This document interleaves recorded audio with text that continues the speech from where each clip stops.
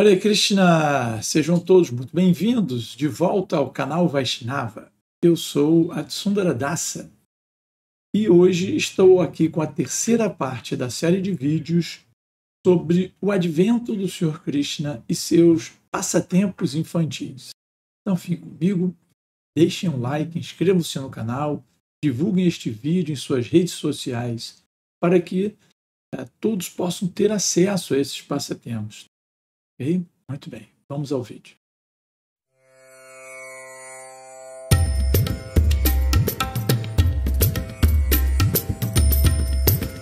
Muito bem, continuando, nós estamos naquela parte da história em que Vasudeva havia acabado de trocar as crianças.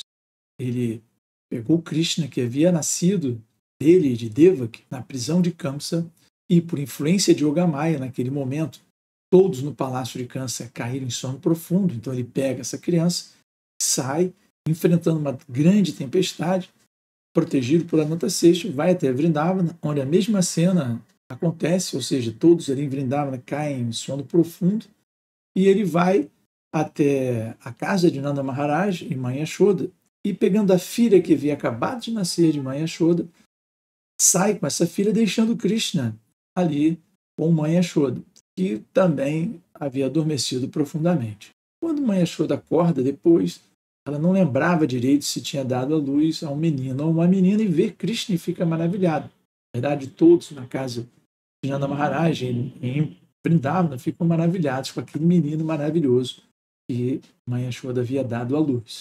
Nesse meio tempo, Vasudeva então retorna para a prisão, trazendo a filha de Mãe Yashoda, própria Yogamaya, e vai até a prisão, se coloca, se amarra novamente, coloca as algemas, as correntes que ele estava preso, e nesse momento todos despertam no palácio daquele sono místico, e Kamsa recebe a notícia que o 8º filho de Devaki havia nascido, criança cujo presságio é que havia nascido para matá-lo.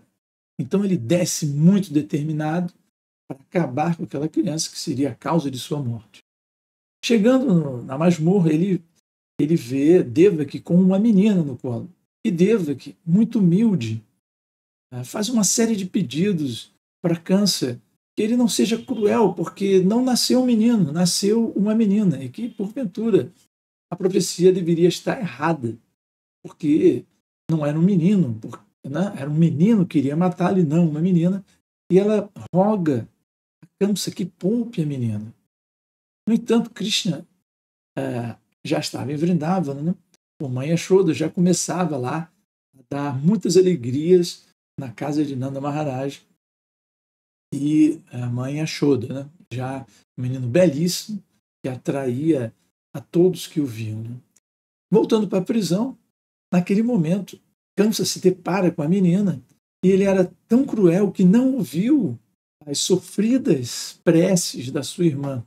Ele agarra com força aquela criança recém-nascida e, para castigar sua irmã, tenta tirar essa criança na pedra da parede ali da masmorra. No momento em que Kamsa lança a menina na pedra, ela escapole de suas mãos e sobe no ar imediatamente e se apresenta com 8 braços, cheio de braceletes e joias, e era a irmã mais nova de Vishnu, decorada com um belo vestido, uma guirlanda de flores, ornamentos, 8 mãos, tinha arco, lança, flecha, espada, búzio, disco, massa e um escudo. E nada mais é, ou nada menos é, do que a própria deusa Durga. Nesse momento, todos os semideuses de diferentes planetas, em Siddhaloka, Charana Loka, Gandharva Loka, Apsara Loka, Kinara Loka, Ugra Loka, todos eles trouxeram presentes e começaram a oferecer respectivas orações, suas respectivas orações, a essa deusa que aparecia. E ela começa a falar assim para Kamsa: seu patife, como poderia matar-me? A criança que vai matá-lo já nasceu antes de mim e está em algum lugar neste mundo. Não seja cruel com a sua própria irmã. Deusa Durga, que vem acabar de nascer. Naquele momento, Kamsa fica com muito medo. Ele parece que congela, né? Ele cai ali na real, porque o que ele estava fazendo era muito demoníaco. E ele demonstra arrependimento pelo que ele havia feito, né? E ele acaba libertando Vasudeva e Devaki, porque ele se toca de que o mau karma que ele havia acumulado ali, matando os 7 primeiros filhos de Devaki, sua própria irmã, e agora tentando matar a 8ª menina, ele começa a se tocar de que realmente ele havia passado do limite. Então ele liberta Vasudeva e Devaki e demonstra arrependimento. Porém, passado esse incidente, ele vai se aconselhar com seus conselheiros. Né? Ora, quem eram esses conselheiros de Kamsa? Se nós lembrarmos, no primeiro vídeo, nós explicamos como os diferentes asuras fizeram um plano de aparecer neste mundo, né? A dinastia Yadu, se filtrando por ali em Bharatavarsha, e o próprio Kamsa, que havia sido Kalanemi, né? Irmão de Bali Maharaj, né? Depois que Bali Maharaj ofereceu o universo inteiro a Vamanadeva, ele vai ao mundo espiritual, porém, os asuras ficaram sem habitação. E aí, dessa forma, eles são banidos para Sutala Loka. Kalanemi e todos aqueles asuras fazem esse plano de vir para Bharatavarsha, né? Vurmandala, a fim de desempenhar seu plano de se livrar do Senhor Vishnu. Então, Kamsa, quando se aconselha com seus conselheiros, nada mais é do que se associa com aqueles asuras. E é lógico que essa má associação acabou com aquele efeito de arrependimento que ele demonstrou para sua irmã algumas horas antes. Então, todos os conselheiros de Kamsa ficaram muito chateados, muito deprimidos, né? Ao ouvir o que Kamsa tinha falado, que essa criança, enfim, o 8º menino de Deva, que já estava em alguma outra parte do reino e que ele cresceria e matá-lo-ia, né?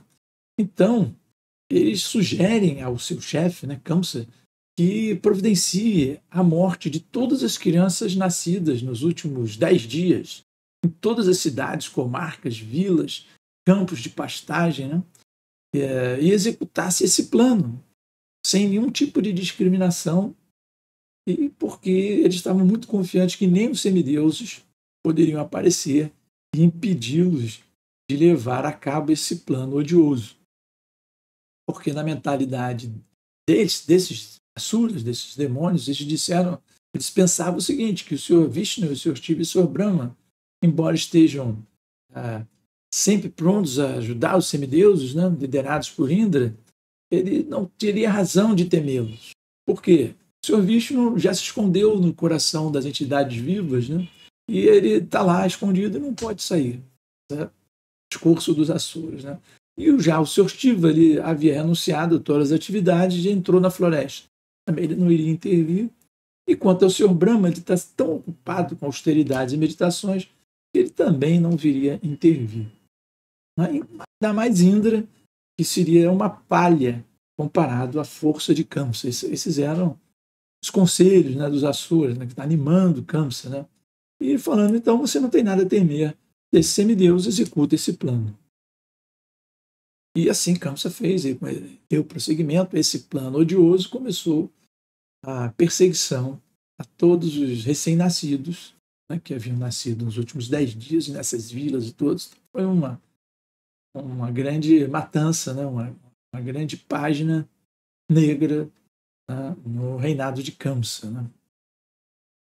Enquanto isso, né, Krishna estava lá em Vrindavan, né, e embora ele fosse o filho verdadeiro, né, de Vasudeva e Devaki, o próprio Vasudeva não pôde realizar uma cerimônia para o nascimento de Krishna, porque ele estava lá em Vrindavan. Né. Mas o Nanda Maharaj, que era o pai adotivo, ele celebrou uma cerimônia do nascimento de Krishna com muita alegria. Né. No dia seguinte, a padre de Yashoda dar à luz ao menino, Segundo o costume védico, Nanda Maharaj chamou astrólogos, brahmanas, eruditos e realizaram uma grande, maravilhosa cerimônia de nascimento. Né? Então, todos os brahmanas ali reunidos cantaram mantras auspiciosos, né? Conforme todo o ritual, os astrólogos começaram a fazer diferentes cartas astrológicas para o nascimento do menino, e os semideuses também começaram a ser adorados naquela ocasião, assim como os antepassados da família, né, de Nanda Maharaj, né, cerimônias de adoração aos antepassados, tudo para promover um ambiente auspicioso para o nascimento de Krishna. Né. O próprio Nanda Maharaj ele acaba distribuindo 200.000 vacas para os brahmanas, todas decoradas, enfeitadas. E não apenas ele deu vacas em caridade, mas também muitos montes e montes de cereais decorados com panos, bordas de ouro e muitos adornos. Né? Então a gente pode ver que Nanda Maharaj, que pertencia à então comunidade Vaishya, era muito rico, detentor de muita riqueza. O que Prabhupada explica, né? Como ele conseguiu essa riqueza protegendo as vacas, cultivando a terra. Né? Verdadeira riqueza, né? Vacas e cereais.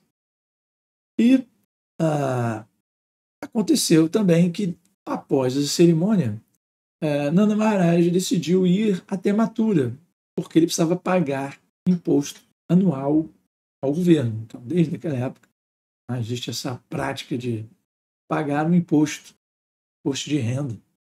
E foi o que Nanda Maharaj fez, foi até Mathura para pagar o imposto devido ao rei Kamsa. No entanto, antes de partir, ele convoca todos os homens capazes da vila e pede que tomassem conta de Vrindavana na sua ausência. Quando Nanda Maharaj chega a Mathura, Vasudeva, lembra que Kamsa havia libertado, enfim, Vasudeva e Deva. Ele se aconselhou com os demônios, mas não voltou a prender Vasudeva nem Deva. Mas Nanda Maharaj chega a Mathura, Vasudeva recebe a notícia e fica muito ansioso para se encontrar com um amigo, né, e dar parabéns a Nanda Maharaj. E ele foi, sem demora, ao lugar onde Nanda Maharaj havia se hospedado. E quando o viu, sentiu que havia recuperado a vida, porque ele ouviria notícias, né, de seus 2 filhos. Né? Lembrando que Balarama também havia nascido de Deva, que foi transferido para o ventre de Rohini, que estava sob proteção de Nanda Maharaj, e o próprio Krishna. Né? Então, Vasudeva perguntou como ele estava, porque sabia que Kamsa e seus aliados estavam tentando matar Krishna, enviando várias espécies de demônios. Então, ele alertou Nanda Maharaj: olha, você tome muito cuidado com Krishna e Balarama, porque vai haver complicação lá em Vrindavana. Né? Os amiguinhos demoníacos de Kamsa estão prontos para ir até lá matar Krishna. Inclusive, ele já havia resolvido matar todas as crianças em até 10 dias, né, que haviam nascido nos últimos 10 dias. Né? E assim ele ficou, Vasudeva externa a sua grande preocupação com Krishna. Então, ele fala para Nanda, né? Olha, se você já pagou os seus impostos, eu recomendo que você volte logo para Gokula, porque já pode haver alguns distúrbios por lá. Enquanto isso, né, após consultar os ministros, né, os conselheiros, Kamsa instruiu uma bruxa chamada Putana a matar todas as crianças nas vilas e campos de pastagem. Ela que recebeu essa incumbência, né, foi incumbida de matar todas as crianças. Essa bruxa terrível e horrível, Putana, que, mesmo sendo uma mulher, uma mãe potencial, se predispôs a matar todos aqueles recém-nascidos. Então ela vai fazendo esse trabalho odioso, né? Putana, e ela vai de vira em vira, em pastagem em pastagem, né? E ela conhecia essa magia negra, né, de matar criancinhas por métodos todos horríveis e pecaminosos. No entanto, Srila Prabhupada explica que essas bruxas, mesmo que conheçam essa magia negra, só podem praticar essa magia negra onde não se canta nem se ouve o santo nome de Krishna. Então fica a dica aí para todos vocês. Em seus lares, cantem sempre e ouçam sempre os nomes de Krishna, principalmente o Mahamantra Hare Krishna, Krishna Krishna, Hare Hare, Hare Rama, Rama Rama, Hare Hare. Essas bruxas do tipo Putana são chamadas também de Kechari.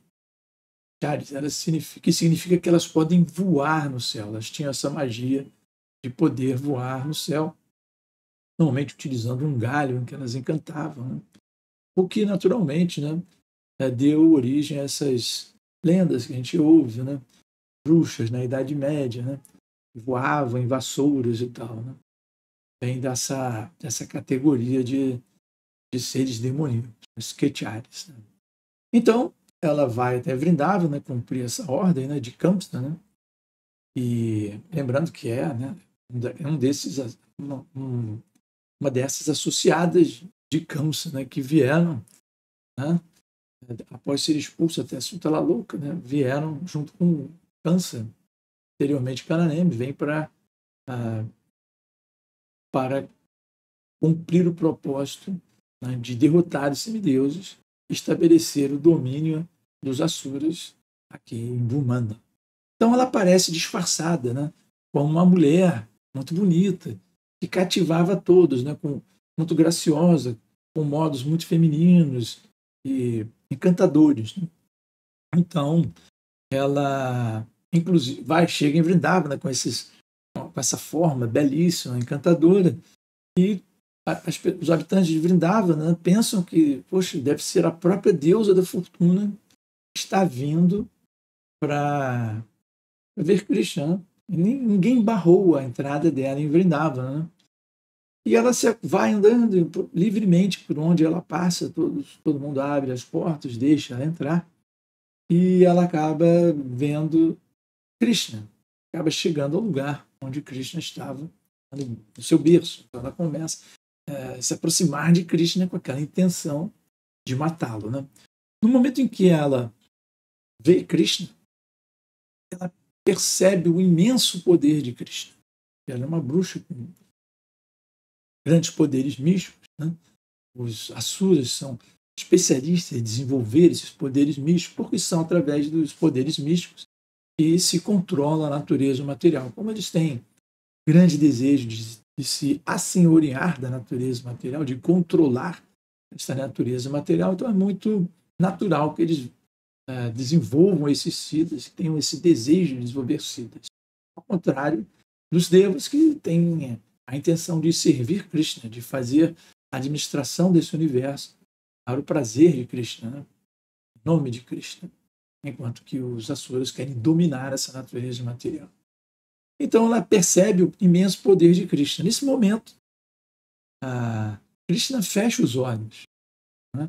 E aí os devotos dão 3 interpretações diferentes para esse passatempo de Krishna fechar os olhos quando ele vê Putana.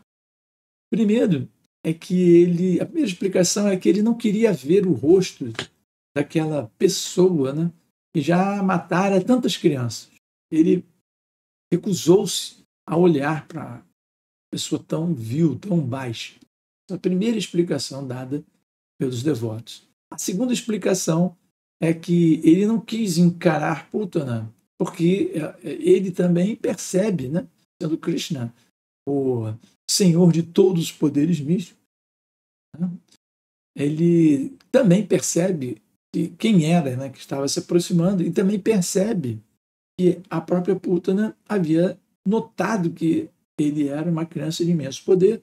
Então, para não desincentivar, não desencorajar Putana, encarando Putana, que já havia percebido o poder dele, ele fecha os olhos para que ela fosse adiante com o seu plano malévolo. A terceira explicação era de que Putana, afinal de contas, era uma mulher e ele estava prestes a matar uma mulher, então ele fecha os olhos porque ele haveria de fazer isso, embora fosse uma mulher muito demoníaca. Krishna resolveu fechar os olhos. Então, essas 3 explicações, né? Deixe aí no comentário qual a explicação que você acha que deve ter acontecido. para Krishna fechar os olhos quando ele vê Putana. Bom, Putana oferece, então, o seio, seu próprio seio, né, como uma ama de leite, né, aquelas que às vezes são contratadas para amamentar crianças. Né? Então, ela oferece o seio, né, com suposto leite para Krishna, né, só que com veneno. Ela havia untado seus seios com veneno.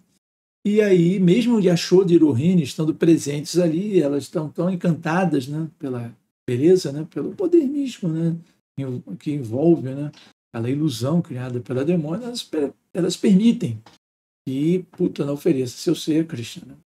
Só que quando Krishna começa a sugar o seio de Putana, ele começa a sugar o próprio ar vital, o prana da demônia.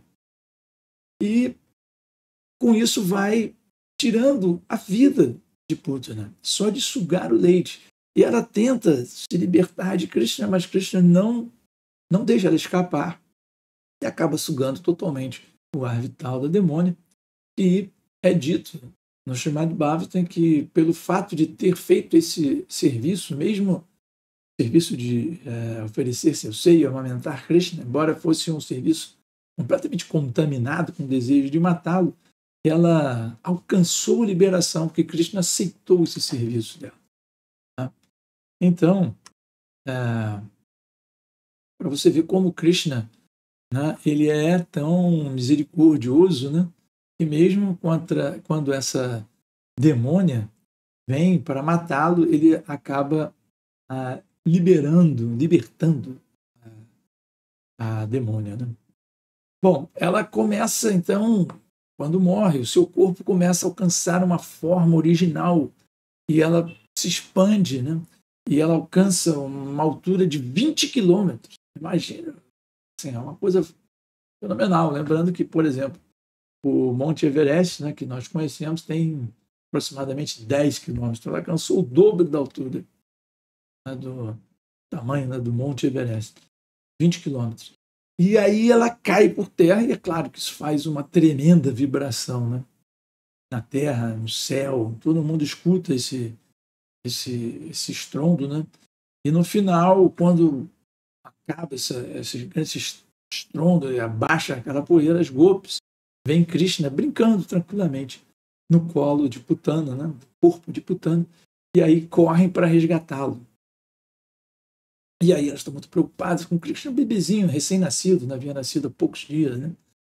E aí, depois desse evento, todas as golpes elas iniciam vários processos purificatórios, vários banhos, diferentes elementos, né, cerimoniais, né, para banhar Krishna, para completamente purificá-lo. Né?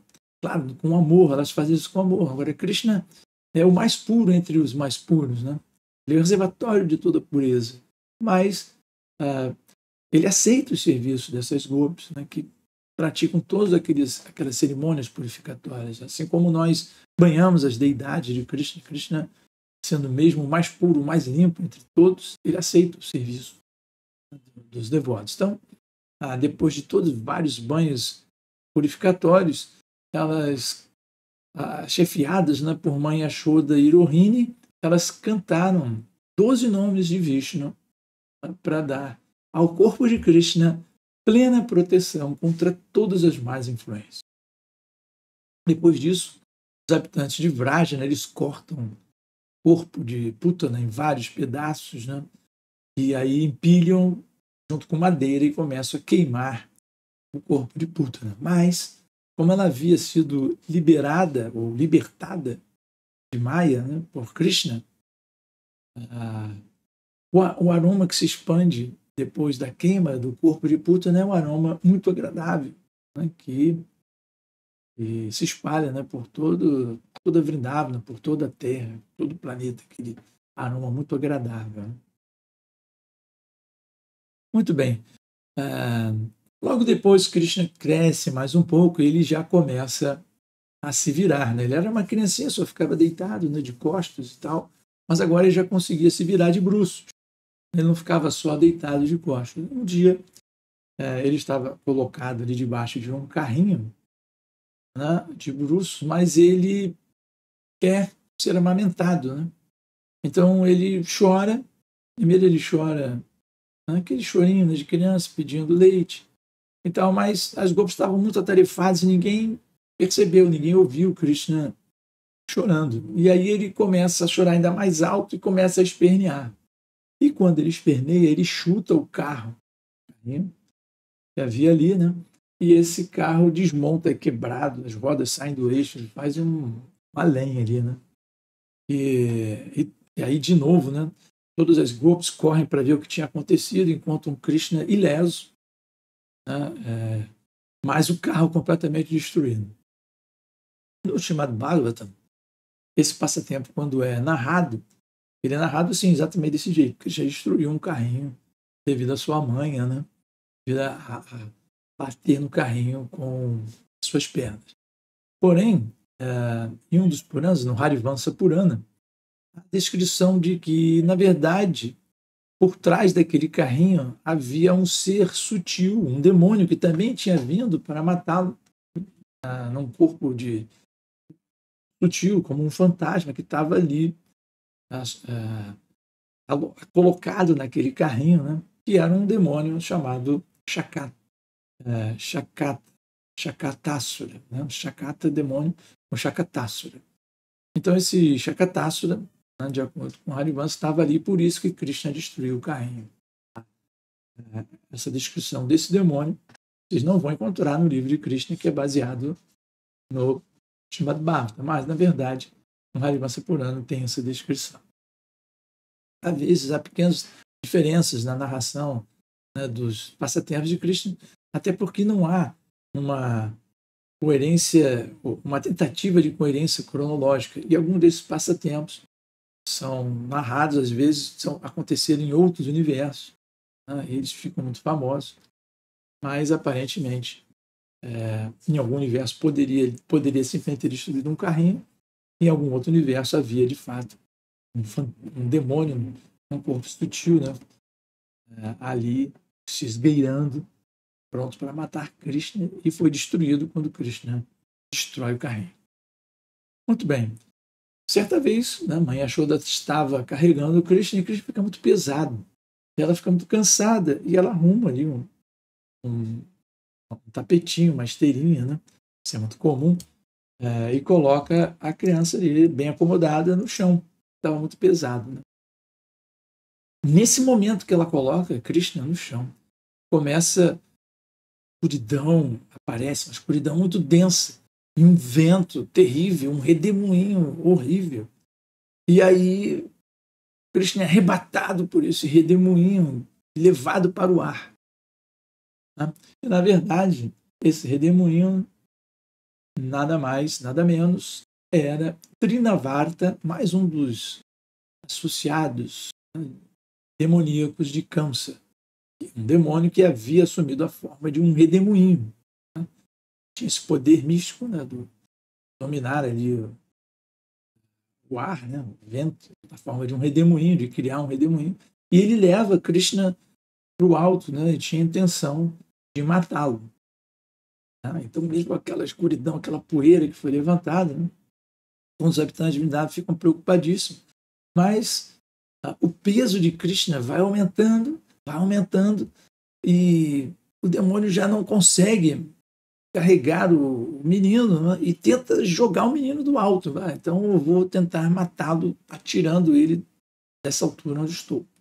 Mas Krishna, ele se agarra no pescoço do demônio e aumentando de peso, o demônio não consegue se livrar desse estrangulamento e ele cai morto, né? E novamente, com um grande estardalhaço, né? E assume aquela forma, né, de demoníaca, e Krishna está ali de novo, né, no colo do demônio, brincando ali, né, tranquilamente. E as golpes vão até lá e resgatam Krishna, como havia feito quando Krishna estava brincando ali no corpo, né, de Putana, que havia sido morta também. Só que depois desse incidente, todos ficam cada vez mais preocupados. Nanda Maharaj, ele lembra do que Vasudeva havia lhe dito, né? e ele fica assim, muito preocupado com Krishna. Mas, no entanto, Krishna, até o momento, havia se saído muito bem, né? E eles também acham que foram todas as orações que eles fizeram a Vishnu, todas aquelas cerimônias, aqueles mantras que foram cantados, né, que estão protegendo Krishna, né? Porque eles não têm noção de que Krishna de fato é a personalidade de Deus, né? Para o passatempo de Krishna fluir ali em Vrindavana, todos esses devotos, né, assim, de primeiro escalão, né, os devotos mais avançados, né, eles simplesmente viam um menino Krishna. E era exatamente assim que Krishna queria se relacionar com eles.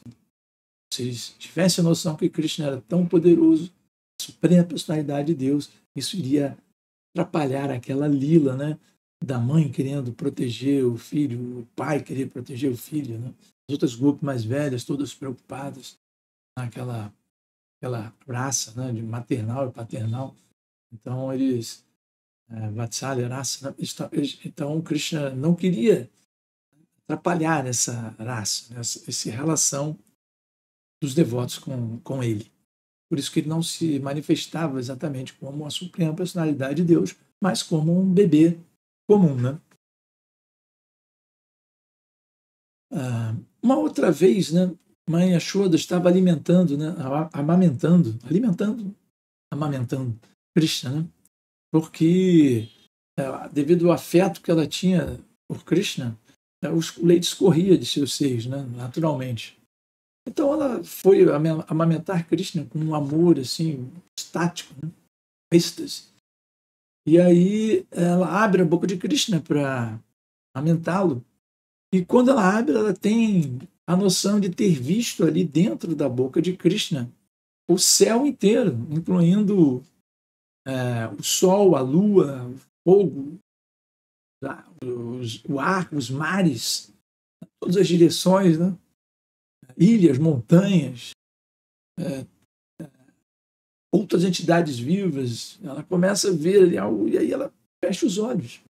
Por quê? Porque ela quer se relacionar com Krishna, como aquele menino que era seu filho, que necessitava da sua proteção. Ela não tinha esse desejo de se relacionar com Krishna como a suprema personalidade de Deus. Né? Não era a raça de Mãe Yashoda, nem das Gopis mais velhas, nem de Nanda Maharaj. Ela simplesmente fecha os olhos e não quer ver esse universo inteiro dentro da boca de Krishna.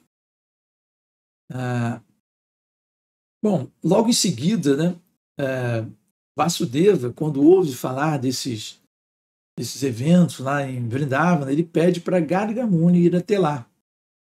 E aí Garga Muni, ele vai até Nanda Maharaj, ele é muito bem recebido, porque é um brahmana altamente erudito, né? Naquela época havia essa cultura, né?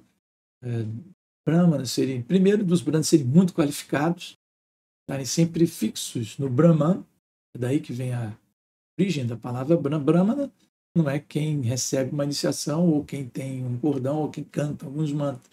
Brahmana é, de fato, quem está fixo no Brahman, na transcendência.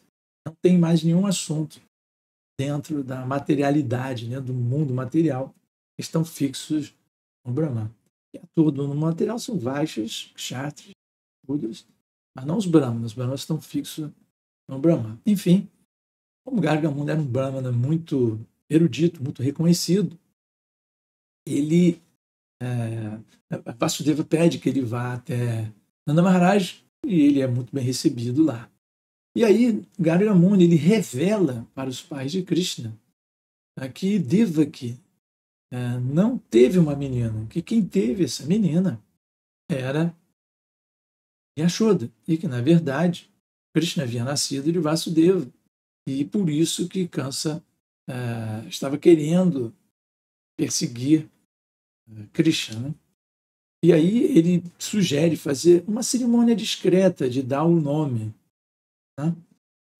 Porque até então não foi dado o nome para Krishna. Né? Nós estamos chamando Krishna de Krishna, nós sabemos que ele é Krishna, mas o nome foi dado aí por Garga Muni numa cerimônia muito discreta, porque Garga Muni não queria atrair a atenção de Kansa, que estava mandando matar crianças em todas as vilas, né, pastais, etc.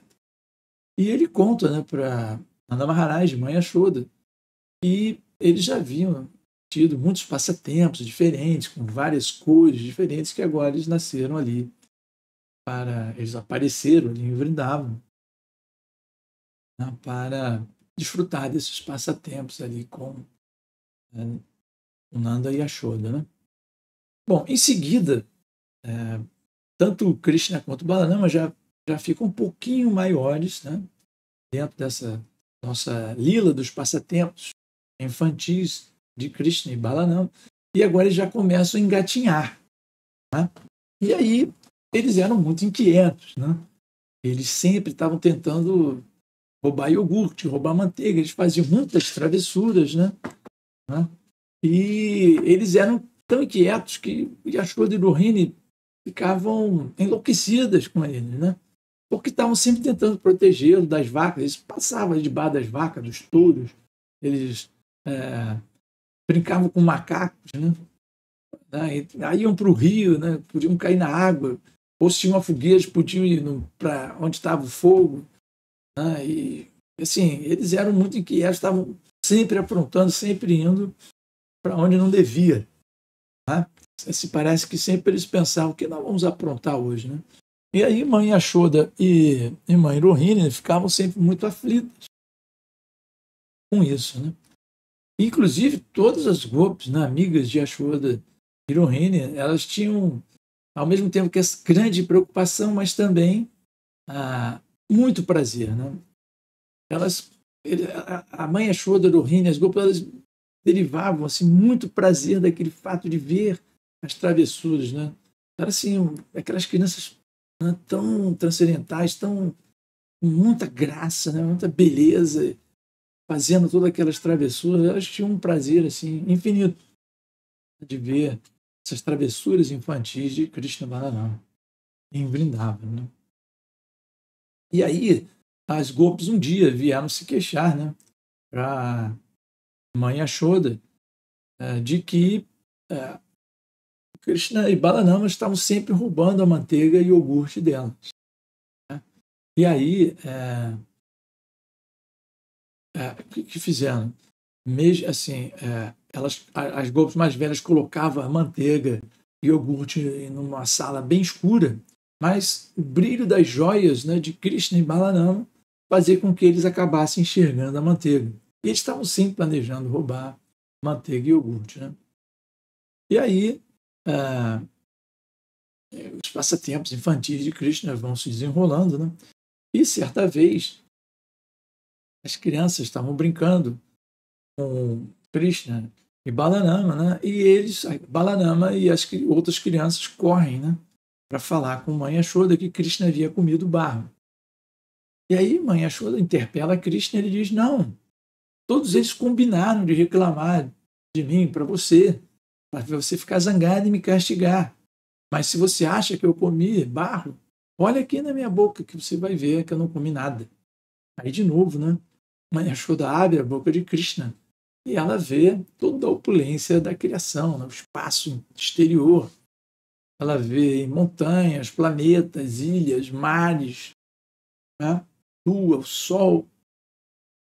Ela vê todos esses elementos, né?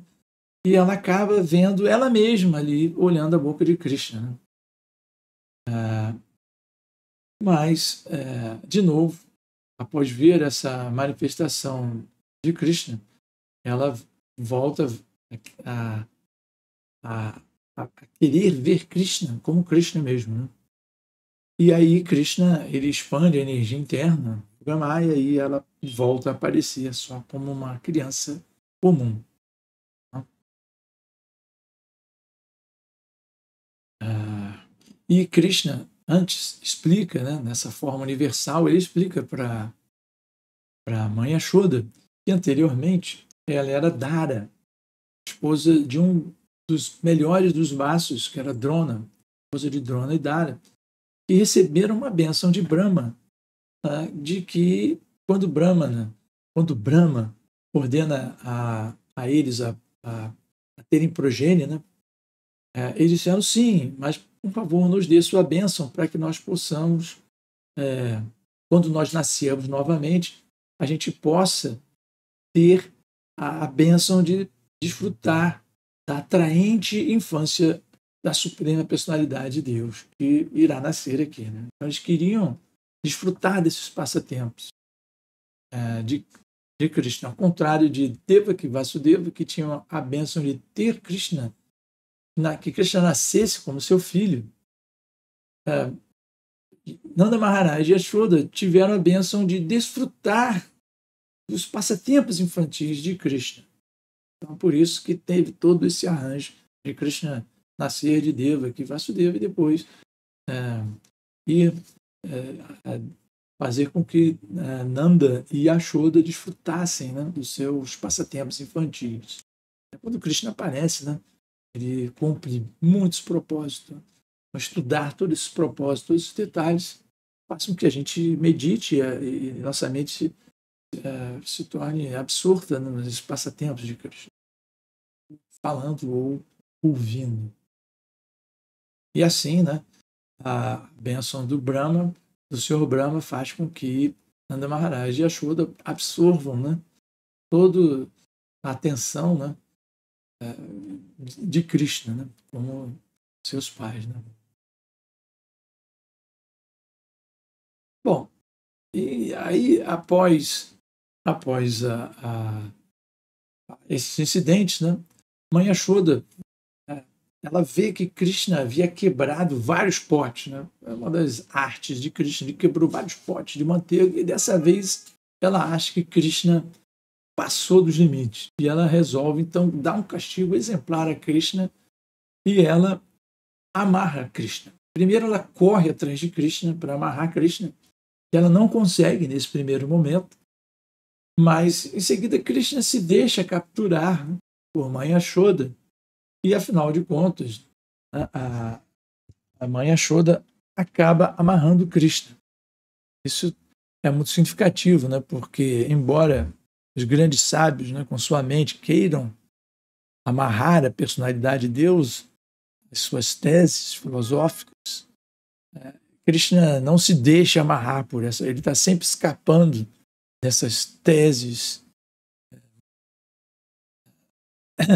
de especulação seca, esses grandes munis. No entanto, quando Mãe Yashoda, com amor maternal, querendo amarrar Krishna para lhe dar um castigo, Krishna concede, ele se deixa, não apenas se deixa pegar, mas como também ser amarrado por Mãe Yashoda, coisas que nem grandes sábios eruditos poderiam conseguir.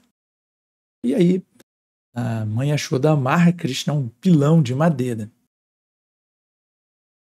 Só que Krishna não é completamente poderoso, ele sai andando e arrastando esse pilão de madeira, né? Aí o que acaba? Ele acaba passando entre duas grandes árvores, Arjuna, árvores muito grandes e poderosas, né? E quando ele passa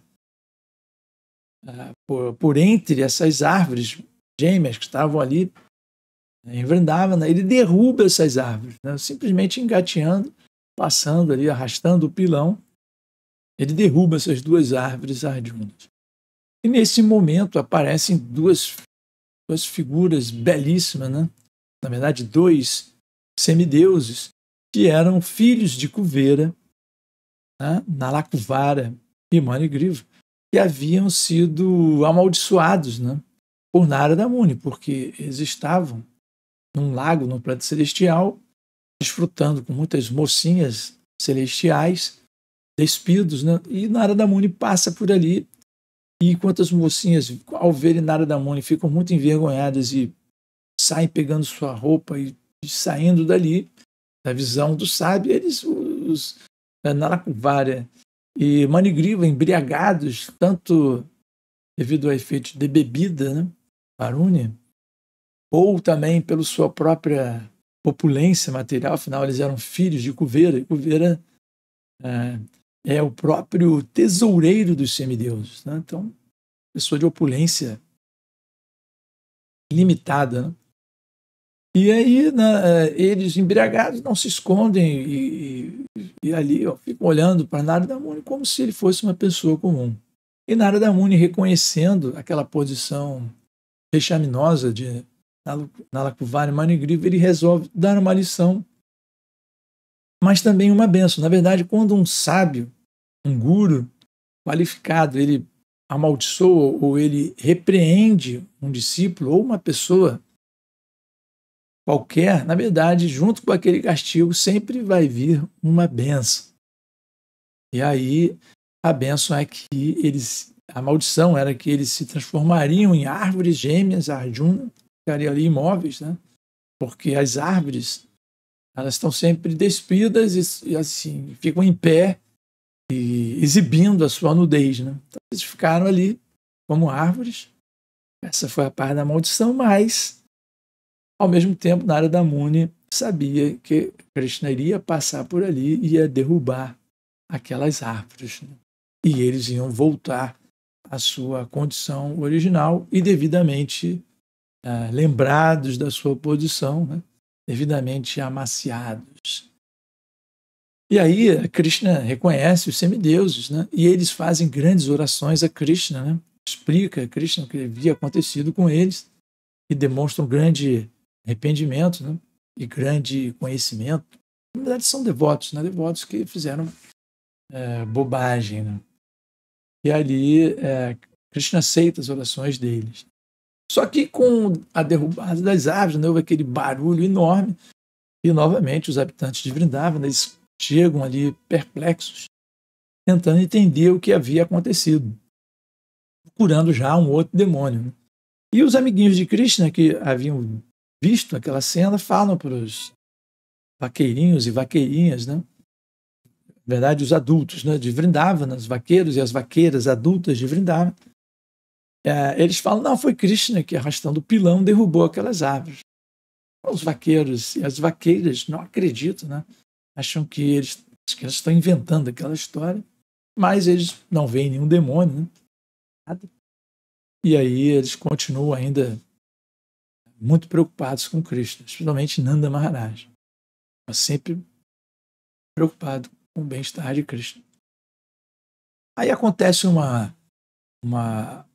passatempo muito interessante, que não está diretamente relacionado a nenhum demônio, nem nada, mas é que aparece, né, uma vendedora de frutas e apareceu em Vrindavan vendendo frutas, com uma cesta cheia de frutas. Não era muito comum naquela época a troca de artigos, então ela levava frutas e trocava por grãos. Aí quando ela chegou na casa de mãe Yashoda, Krishna, que já andava um pouquinho, né, uma criancinha ali de 3 aninhos, 4 aninhos, talvez, 2, 3 aninhos, não sei. Mais ou menos aí nessa faixa, andava assim daquele jeito ainda meio desengonçado, né?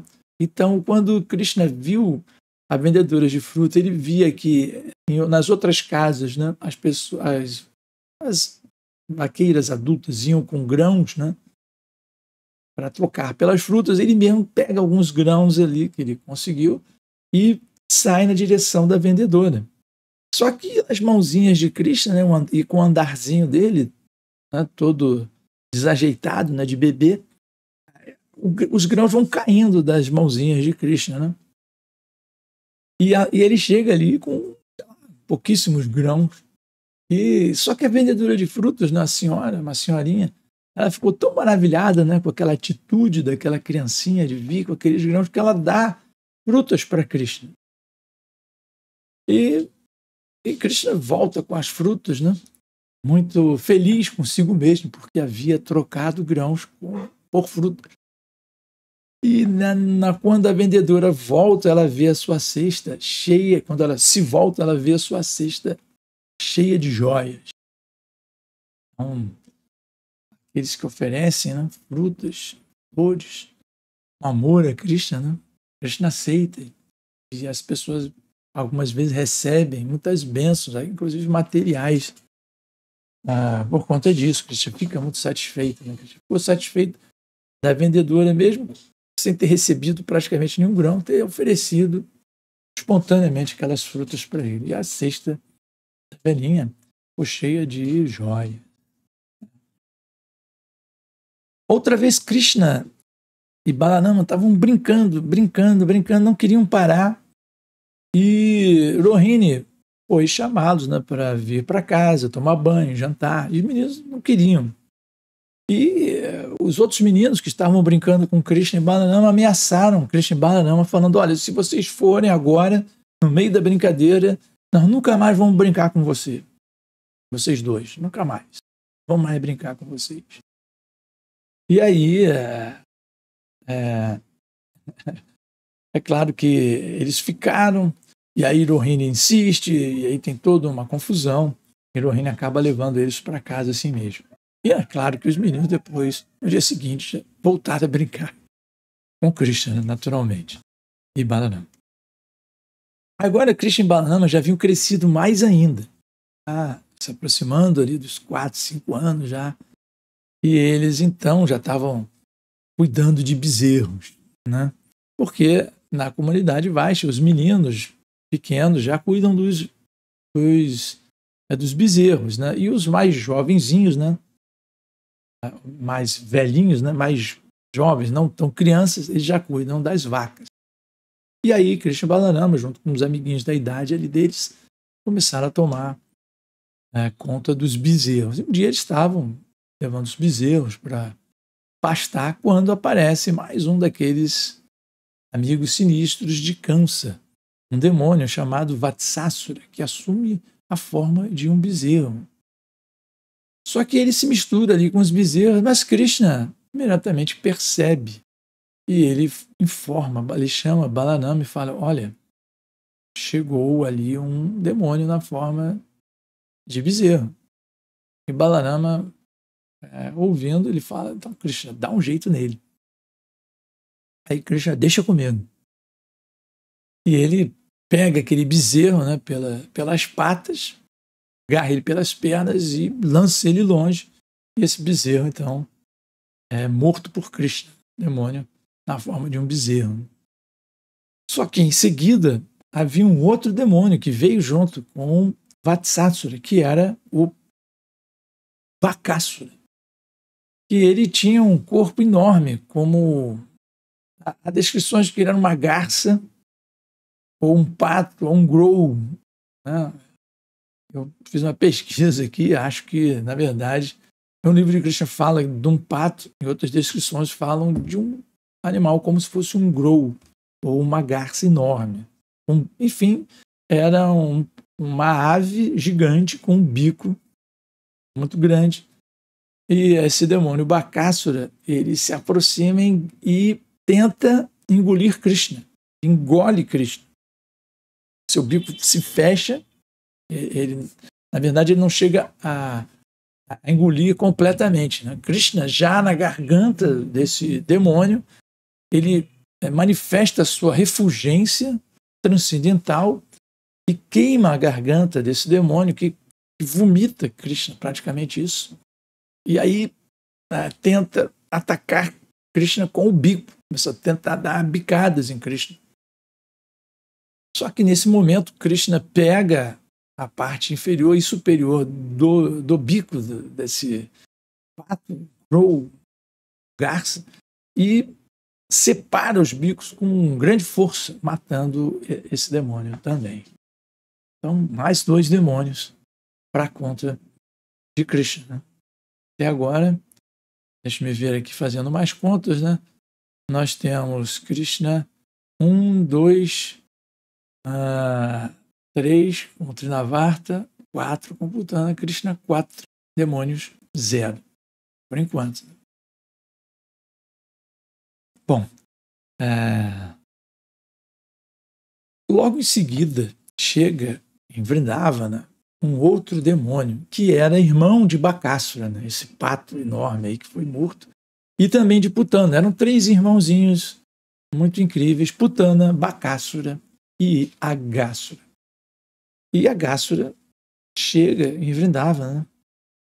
Esse demônio era tão terrível, que os próprios semideuses tinham muito medo dele. Tá? E ele era daqueles que desenvolveu um grande siddhi, grandes poderes místicos, né? Como já expliquei, né? Todos os asuras tinham essa ansiedade de desenvolver siddhis. E ele tinha uma perfeição, um siddhi, um yoga siddhi, chamado Mahima, com o qual ele poderia se expandir quilômetros e quilômetros. E aí o que faz Aghasura, né? Ele assume a forma de uma serpente e ele expande, ele abre a sua boca, os seus dentes venenosos, e ele abre essa boca maldita e a uma altura de 13 quilômetros. E fica ali como... Ele resolveu se disfarçar, né, entre aspas, de uma caverna, com a esperança de que os vaqueirinhos, os bezerrinhos e o próprio Krishna entrassem em sua boca e aí ele poderia matá-los, engolindo todos eles. E aí o primeiro, né, os meninos acharam, né, que era uma estátua, que tinha aquela forma de uma serpente gigantesca, imóvel, né?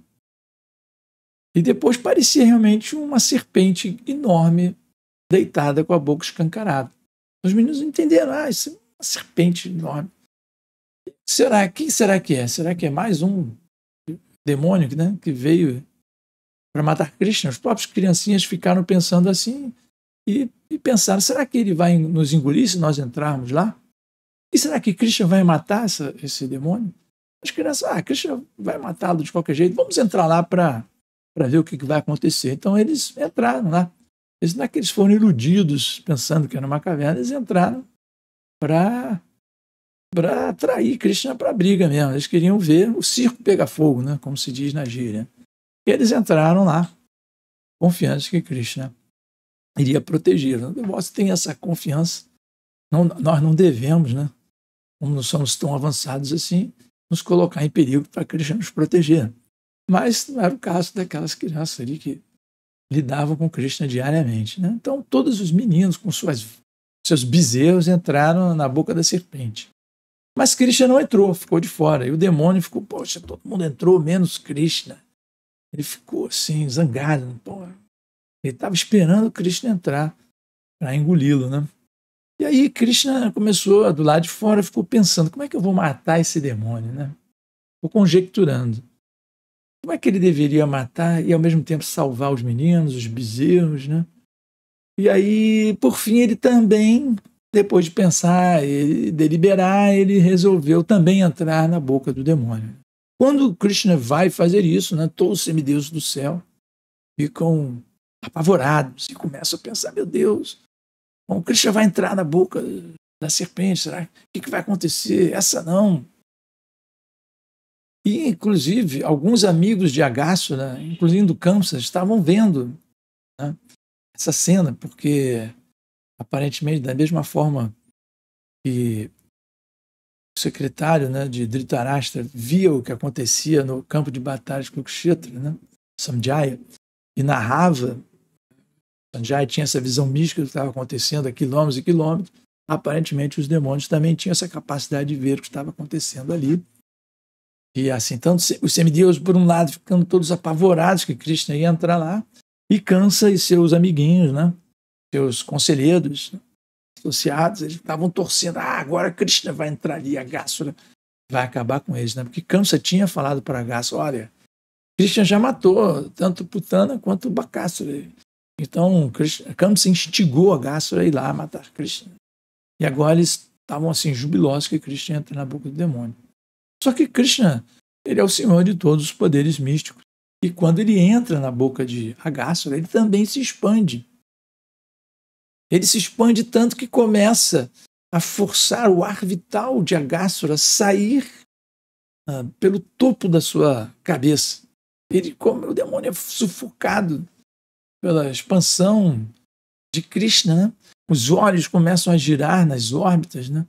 Ele acaba sendo sufocado e o ar vital irrompe por um buraco no alto do crânio de Aghasura.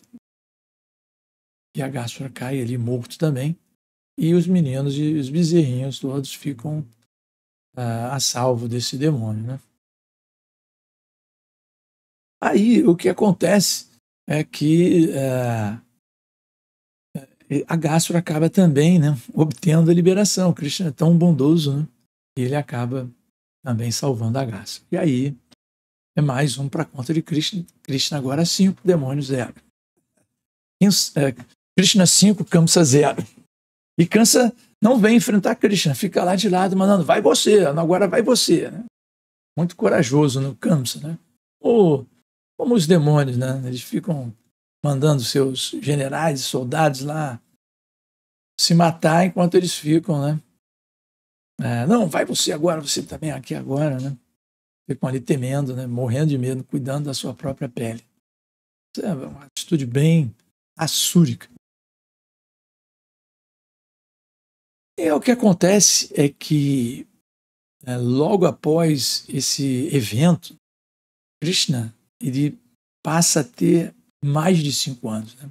Vamos comemorar em breve aqui mais um aparecimento de Krishna. E o que acontece é que também ali há uma comemoração de um Krishna Janmashtami. Krishna ele passa para a idade de 5 anos. E ele sai da sua idade Kaumara e entra na sua idade Pauganda, o que assinala aqui para nós o encerramento dos passatempos infantis de Krishna, que são esses passatempos de Krishna com a idade Kaumara. E aí ele vai entrar já em outra idade, e só que os passatempos não param, né? Não terminam. Mas isso seria objeto de um futuro vídeo, de uma futura palestra sobre os passatempos de Krishna já na idade Pauganda. Eu posso adiantar para vocês é que esse incidente da morte de Agássura só foi narrado para os habitantes de Vrindavana um ano depois. Um ano depois. Né? Durante um ano, ninguém comentou, ninguém soube que Agássura havia sido morto por Krishna. Só um ano depois desse incidente, que os vaqueirinhos aparentemente voltaram para suas casas, né, com Krishna. Balarama, ninguém comentou nada com seus pais, com os outros vaqueiros, nem nada. Mas isso, como eu já avisei, não é para agora, porque nesse momento nós encerramos, né, a série de 3 vídeos sobre o advento de Krishna, o aparecimento de Krishna, e agora os passatempos infantis, né, calmarinhas de Krishna. Então, muito obrigado para você que ficou até aqui. Não deixe de deixar seu like, inscrever no canal e deixar aqui nos comentários o que você achou dessa humilde tentativa de glorificar Krishna, a proximidade de seu Janmashtami, com uma intenção humilde de ter podido fazer algum serviço devocional, ainda que humilde, para o Senhor Krishna e para todos vocês que estão aqui me acompanhando. Então, vou ficando por aqui. Muito obrigado. Hare Krishna.